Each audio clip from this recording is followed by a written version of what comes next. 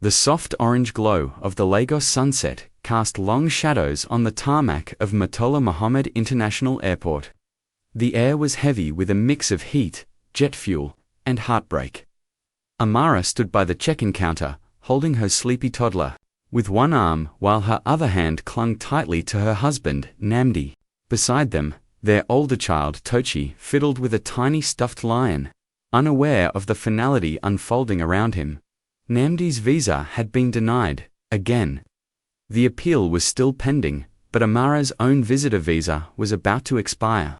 If she didn't travel soon, go, he'd said, just days before, his voice firm but cracked at the edges. Take them, I'll follow, God will make a way. Now, at the gate, she didn't want to let go. I can wait, we can wait. No, he replied, gently pushing a wrapped envelope into her purse. You've already waited too long. This is your moment, Amara. Go plant something. I'll come water it. They hugged for what felt like forever, his grip strong, hers trembling. The toddler stirred in her arms, his little fingers patting Namdi's shoulder. Tochi reached out and tugged his father's sleeve. Daddy, you coming later? Namdi knelt, swallowed his emotions, and kissed his forehead. Yes, son, later, I promise. When they boarded the plane, Amara sat by the window, her children beside her. She watched the city lights fade below and whispered, Lord, I don't know what waits on the other side, but I know you're going with me. The plane rose into the night sky, carrying a mother's courage, a father's hope, and a family's fragile dream. The airport was bright, cold, and noisy. Nothing like home.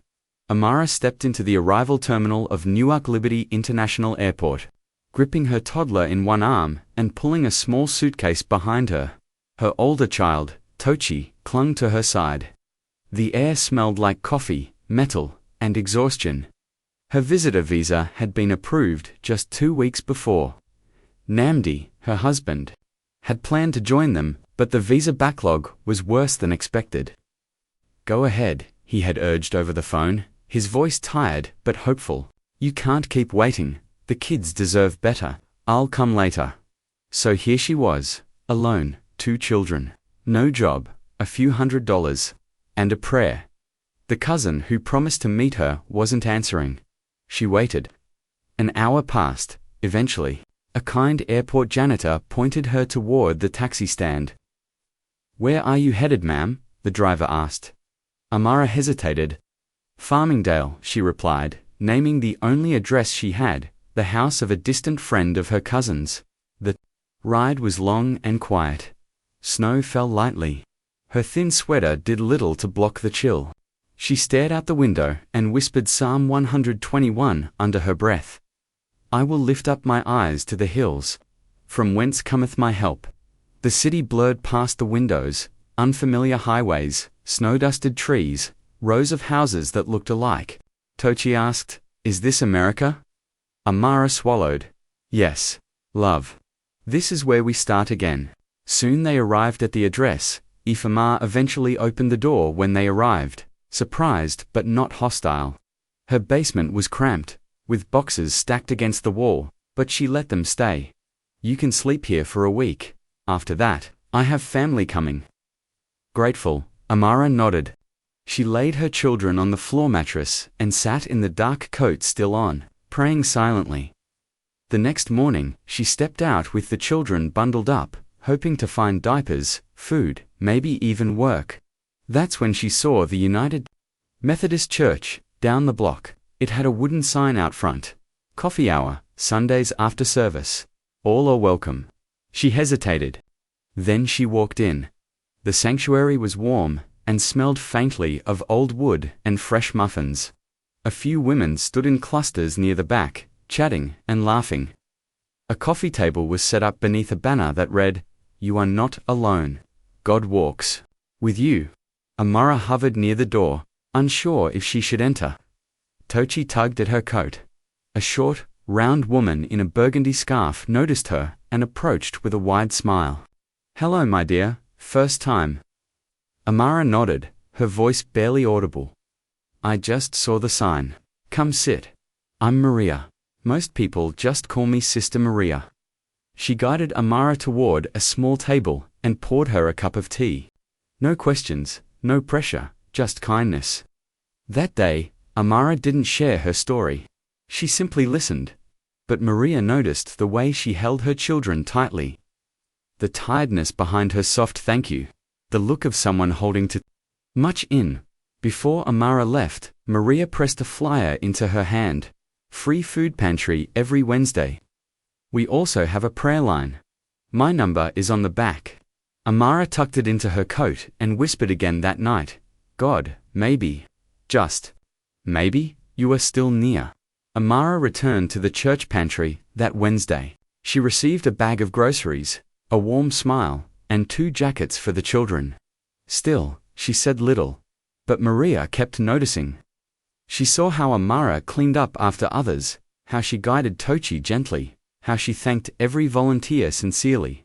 After a few weeks, Maria asked, Would you like to help in the kitchen Sunday morning? It's nothing fancy, just serving coffee. Amara hesitated. I'm not sure I belong. Maria smiled. Then it's the perfect place for you. Jesus always fed strangers before calling them family. That Sunday, Amara wore her best blouse, tied her hair back, and served coffee beside Maria. No one asked for her immigration status. No one questioned her accent. People simply said, Thank you, and we're glad you're here. The church kitchen was always busy by 9 a.m. on Sundays. The aroma of brewed coffee, clattering of utensils, and murmurs of small talk echoing off tile walls.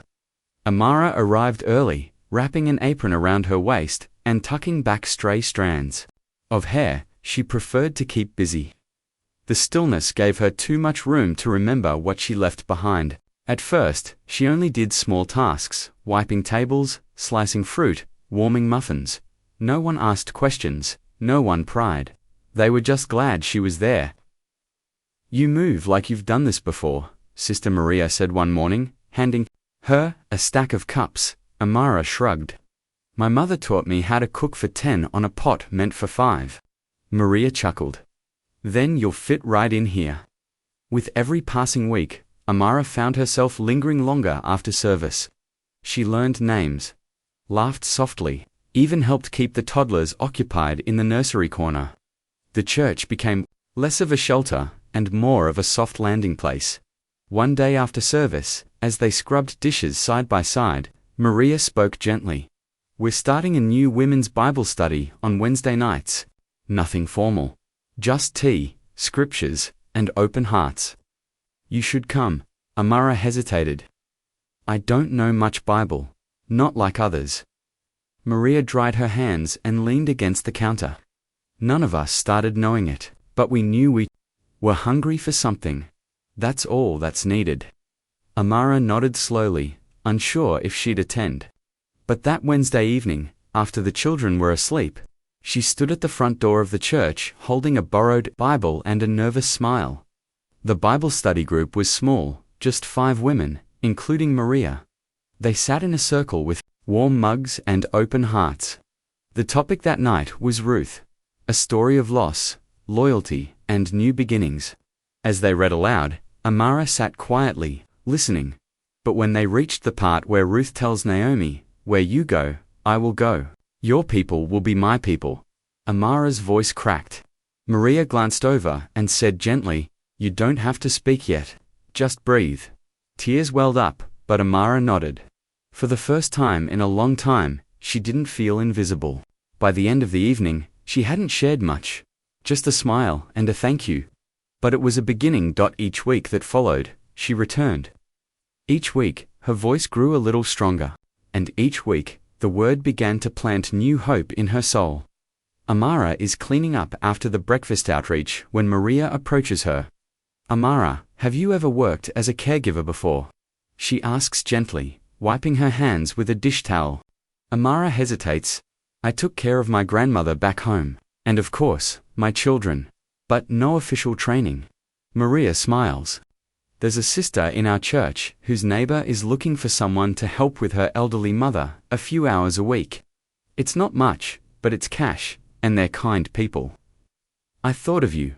Amara took the job, heart pounding with both fear and gratitude. It was just 3 mornings a week, caring for an elderly woman named Mrs. Callahan, feeding her breakfast, helping her bathe, and keeping her company until her daughter returned from work. It wasn't glamorous, but it was dignified. Each envelope of cash she received felt like a small miracle. She used it wisely. Milk, second-hand coats for the kids, and, eventually, a proper phone to stay connected. She never shared much about her status. It was too risky, but Maria seemed to understand. Without words. On Sundays, she'd press a bag of groceries into Amara's hands or slip a Metro card into her coat pocket with a soft smile and no questions. Her kids noticed the change too. One night, her oldest, Tochi, came home from school with a proud grin. "Mum, I helped a girl in my class read today. She said I talk nice." Amara freely laughed for the first time in months. "You do talk nice, my sweet boy," she whispered, pulling him into a hug. Weeks passed, and Amara's life slowly began to take shape. The church kitchen became a second home. Her children were adjusting to school, and the fear that once gripped her heart began to loosen its hold. Then one evening after Bible study, a woman named Sister Evelyn approached her. "I've seen how faithful you've been, Amara. There's a weekend retreat coming up for women walking through transitions. We have scholarships, you should come." Amara blinked. A retreat, a weekend away from the kids. What would she even say to people? Amara stood at the edge of the retreat. Center's gravel driveway, suitcase in hand. Unsure if she had made the right decision. The center was nestled in the hills 2 hours outside the city. Pine trees lined the air with a fresh scent. It felt like another world. One without deadlines, immigration fears, or school forms she struggled to understand. Inside the main hall, women greeted her with warmth, not with questions. A sister with gray braids handed her a welcome packet. "You're not here to impress anyone, Amara. Just be here.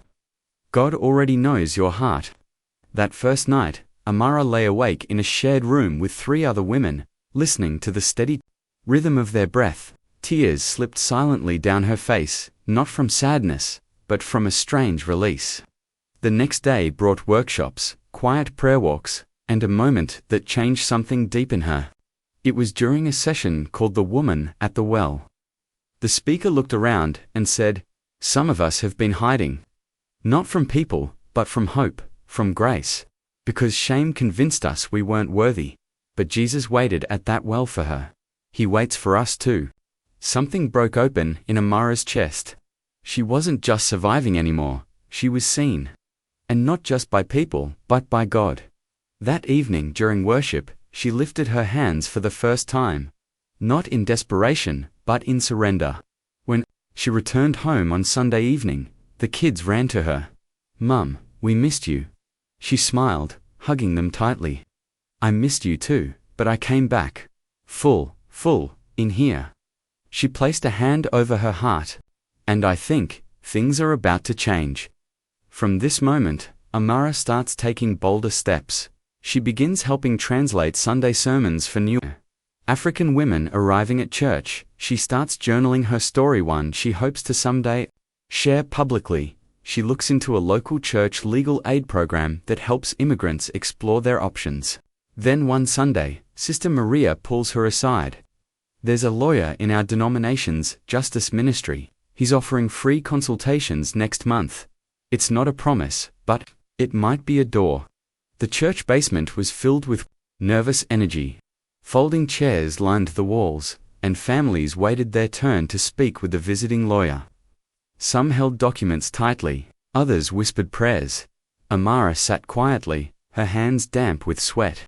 Her heart raced as her name was called, Amara Okoi. She stood slowly, whispering a prayer under her breath. "God, go before me." Inside a small office space, she met Brother Daniel, a soft-spoken immigration attorney partnered with the denomination's justice ministry. He offered her tea and a gentle smile. "No pressure, just tell me what you're comfortable sharing." For the first time, Amara told her full story, how she came on a visitor's visa, how her husband had stayed behind, hopeful to join later, how the pandemic and economic hardship forced her to overstay, how she now worked under the table. Raising her children alone, Daniel listened carefully, then nodded. You're not alone, Amara, and you're not invisible. You've shown good faith by staying connected to a church and caring for your children. There may be a path. It won't be easy, but let's start by requesting your file from immigration and exploring whether you qualify for any waivers. Amara blinked. You think I have a chance? He smiled. God opens doors, sister. I've seen it too many times to doubt. The next few weeks were filled with paperwork, gathering letters from her pastor, school officials, and even Mrs. Callahan's daughter. All testified to her character, her faith, and how she contributed to the community. Church rallied behind her. People offered translation help, filled out forms with her, and prayed during every step. Her kids even wrote a note for the lawyer. Please help our mummy. She works hard, and we love her so much. She makes the best okra soup and helps old people. 2. Tochi and Ada. One evening, as she folded laundry, Maria called with news. Daniel said, your application was submitted. Now we wait and pray. Amara's life continues to unfold. Her faith deepens. She begins mentoring a younger woman who just arrived with a similar story. She's asked to share a testimony at a women's event hand for the first time. She speaks publicly of her journey. Her children thrive in school, and Tochi is selected to lead a morning pledge ceremony. Then one day, a letter arrives in the mail. It was a Thursday afternoon. The kids were at school. The apartment was quiet except for the hum of the fridge and the distant city sounds outside her window. Amara was folding laundry when the mail slot clinked. She went to check, half-distracted bills, a grocery store flyer, and then a white envelope, her name typed neatly. The sender, Department of Homeland Security. Her hands froze. For a moment, she just stood there, staring. Her knees felt weak. She walked slowly to the kitchen table, placed the envelope down, and whispered, God, whether it's yes or no, I thank you for bringing me this far. She opened it. Inside was a letter, a few lines, black ink. Government seal. Her eyes scanned for what mattered. Your request for deferred action has been approved on a discretionary basis. Her breath caught. You have been granted temporary relief from removal and are eligible to apply for work authorization. Tears spilled instantly. She covered her mouth. A loud, choked sob escaped. She dropped to her knees on the cold kitchen floor. Thank you, Jesus. Thank you, thank you. It wasn't full citizenship. It wasn't a green card. But it was hope. It was legal standing. It was safety. It was the beginning of a future. That evening, when her children returned home, she knelt and told them with shaking joy, Mummy can finally work. Legally, I don't have to hide anymore. Tochi grinned wide. Ada threw her arms around her neck. Does that mean we can stay here, Mum? Ada asked. Amara nodded through tears. Yes, and maybe one day, we'll even become citizens. But for now we're safe. Months later, Amara held her first paycheck from a proper job at a senior care center. She framed it. She still cleaned the church kitchen, still served quietly, still trusted God for what's next. But now when she walked into a room, she walked in whole. It was a rainy Saturday morning. Amara had just finished cooking egusi soup and was folding the kids' laundry when her phone rang. It was a number she didn't recognize. International code, +234. Her hands trembled. She hadn't spoken to him in over a year. She hesitated. Then, slowly, she answered, Hello. There was a pause. Then a voice, shaky, tired, familiar. Amara, it's me, Namdi. Her breath caught. Namdi. Silence hung in the air for a second too long. Then came the words, I'm sorry, I disappeared. I've been sick. Very sick. Things went bad here. I didn't want to worry you or the kids. But I've been praying every day. Amara sat slowly, the room spinning slightly. So many emotions swirled. Anger, sadness, longing, shock. You just vanished, Namdi. You left me to carry everything. He didn't argue. His voice cracked. I know, I was ashamed. Then my health broke, and I had no money. But now Amara, listen. Someone I used to work with is helping me apply for a humanitarian visa. I want to come see you, the kids, if you'll allow me. She said nothing. Her fingers gripped the phone tight. She looked around their small living room. The quiet strength she'd built. The life she and God had pieced back together with love, pain, and faith. Could she let him back in? That night, she told the children. Tochi's eyes widened. Daddy. Really? Ada curled up beside her. But will he stay this time? Amara didn't promise anything. He says he wants to try, but we'll pray. We'll listen for what God says. Weeks later, she received another letter, this time from the embassy. The visa application had been accepted for review. No guarantee yet, but a step. In the meantime, Amara kept living, kept praying. Her past had found its way back to her doorstep, but she was no longer the same woman. She was stronger, rooted, whole, and whatever happened next, she would walk through it with wisdom, faith, and grace. They that wait upon the Lord shall renew their strength. Isaiah 42:31. It was late autumn. The air had turned crisp. The leaves danced along the sidewalks in golden waves. Amara stood at the airport arrivals gate, gripping Ada's hand while Tochi shifted nervously beside her. She hadn't told many people, not even Sister Maria. Some things had to be walked out quietly. The sliding doors opened, travelers spilled into the terminal, some with flowers, some with tears, some with cameras. Then she saw him, Nnamdi, thinner, a little grayer, but unmistakably him. His eyes scanned the crowd, landed on her, and didn't move. He walked slowly toward them, not with confidence, but with humility.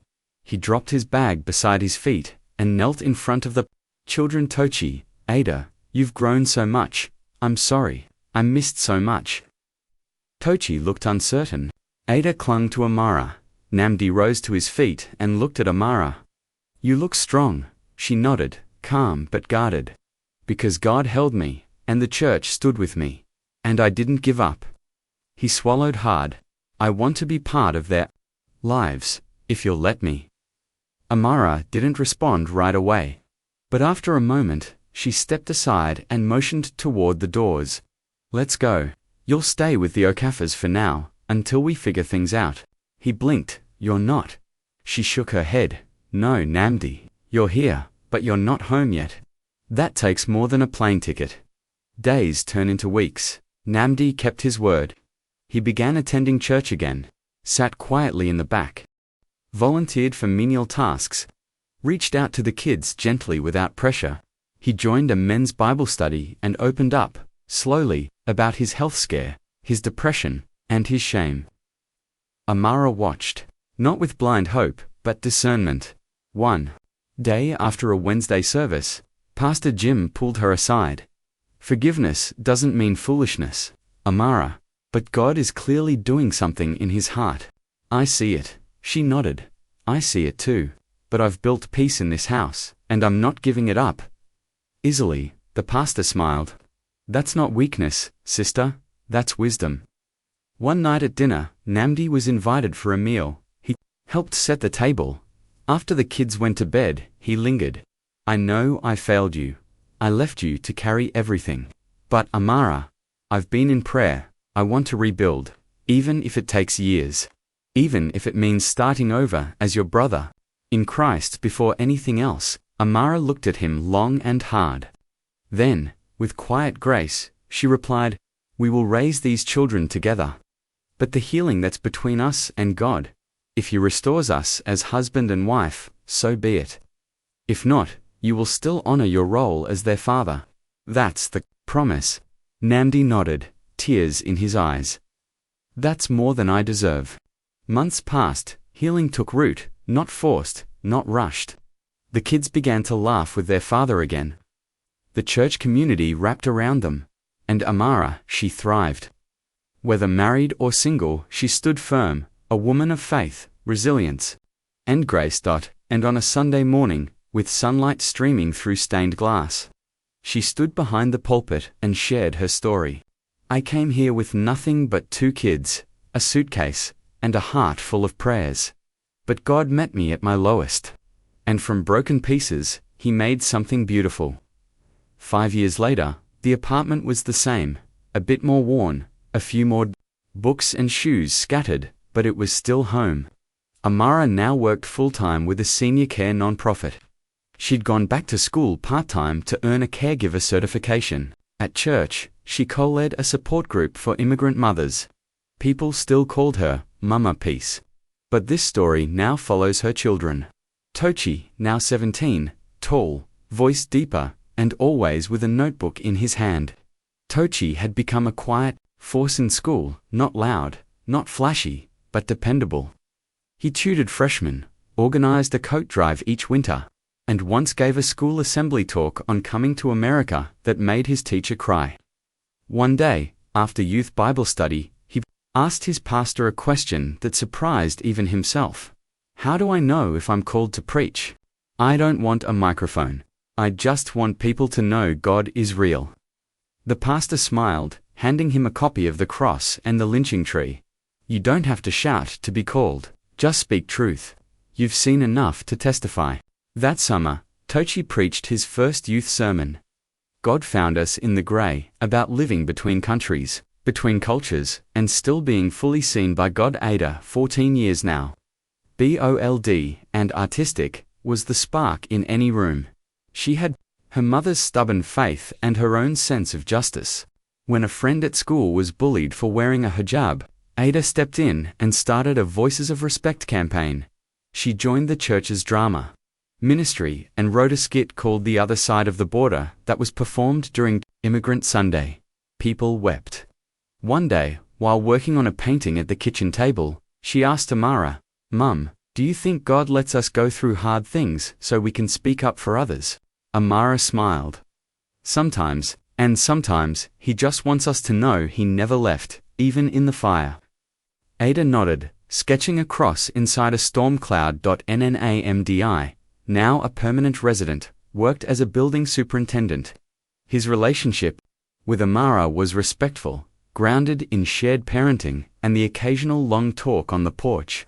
They'd never remarried, but grace had restored friendship, and the kids had stability. It's a chilly morning. The family is bundled up outside a courthouse. Tochi clutches an envelope. He's about to become a U.S. citizen. He turns to his mother and whispers, "You prayed me through all this." She squeezes his hand. "And you're the answer to those prayers." Inside, they take their seats.